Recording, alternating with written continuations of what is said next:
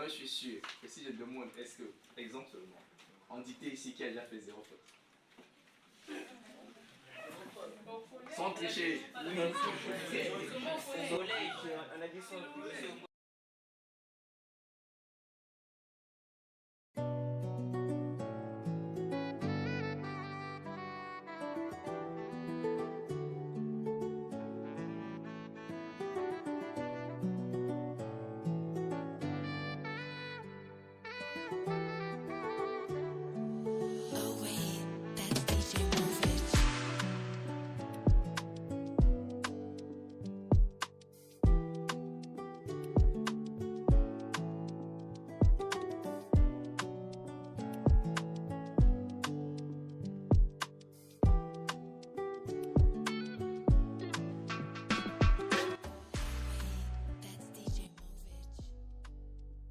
ECHO vise à aider les élèves au-delà des études, comme l'a dit le thème d'aujourd'hui, obtenir plus que son examen. C'est qu'au côté des compétences intellectuelles qu'ils peuvent construire, c'est également mettre l'emphase sur l'équilibre vital de l'homme, donc ce qui concerne l'équilibre spirituel, l'équilibre émotionnel et également l'équilibre financier. Même à l'âge là, il faut déjà les aider à pouvoir être maîtres de leurs décisions en ce qui concerne toutes choses. Alors c'est donner donc à l'élève toutes les opportunités possibles d'atteindre rapidement ses objectifs, lui proposer un mode de vision de la vie différent de ce qu'elle peut croiser dans la société actuelle. Question de l'aider à s'orienter. Et donc ECHO met ses activités, donc sinon a l'habitude de fonctionner sur trois étapes. Il y a la programmation pour les élèves dans ce type d'activité. Il y a la planification qui peut se passer par le coaching. Ensuite, donner les compétences de gestion. Donc, voici les activités et les objectifs que nous poursuivons de façon générale. Au collège, on a dit sans tricher. Au collège. On passe le troisième. Bon, d'accord, il y a une seule personne. Merci beaucoup, Lisa. On passe le troisième. Non, pas au tableau. C'est bon? Bon, d'accord, on rattrape, suivez, on rattrape, on classe le quatrième. Là-bas, ça fait 9 ans quand même. 0 faute. Bon, comment vous expliquer que... Bon, suivez. Ceux qui ont levé la main en classe le quatrième, moi je doute quand même. Pourquoi, monsieur? Non, parce que ce que tu connais doit se confirmer. Oui. Je prends un exemple. La petite soeur n'a jamais su comment allumer l'interrupteur. Dès qu'elle rentre dans le noir, elle rentre là. Tu viens éteindre et sort là, maman, on l'a éteint. Bon, le jour où toi tu le montres bien, elle découvre comment tu allumes. Si tu éteins, elle va faire quoi? Allumer. Elle s'en fout de toi, tu lui fais plus peur. C'est bon? Bah oui, tu lui fais plus peur. Donc ce que tu lui as donné comme connaissance se confirme.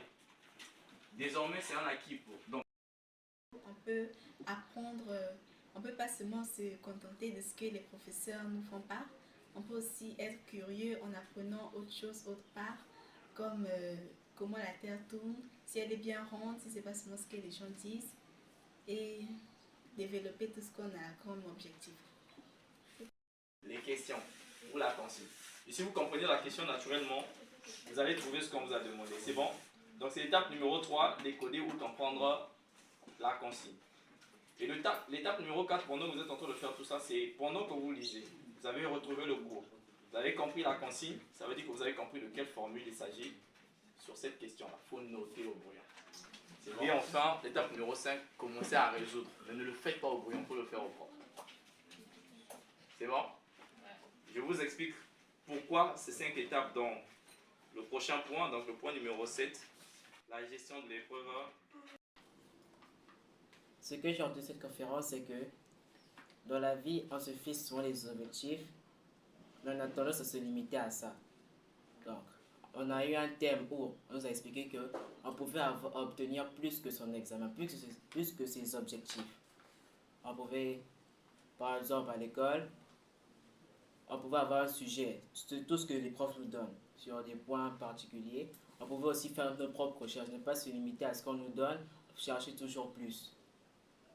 Et je sais après qu'il y a des défauts que chez l'homme qu'on ne doit pas retenir en nous. Par exemple, l'indécision. Si on ne décide pas de ce qu'on veut faire, de ce qu'on veut faire de notre vie, de ce qu'on voudrait vraiment faire dans la vie future, c'est la vie qui décidera notre place. Et c'est pas toujours quelque chose qui sera bon pour nous. Bonjour, Bonjour, qui êtes-vous? je suis Ombaroldi, mécanicien en mécanique. Connaissez-vous le programme ECO? Oui, je connais bien le programme ECO. Les années 2021, j'étais apprenant dans le programme ECO. Que représente ce programme pour vous? Le programme ECO pour moi, c'est un programme qui m'a beaucoup façonné. Ça m'a donné beaucoup de grande motivation et ça m'a donné encore envie d'apprendre parce que sur ECO, il y a beaucoup de choses, il y a beaucoup de domaines.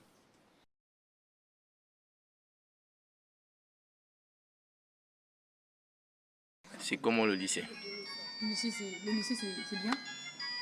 C'est une nouvelle étape. Oui. C'est une fille très timide. Une fille qui n'aimait pas vraiment travailler. Une fille qui n'aimait pas lire. Au début, c'était vraiment difficile.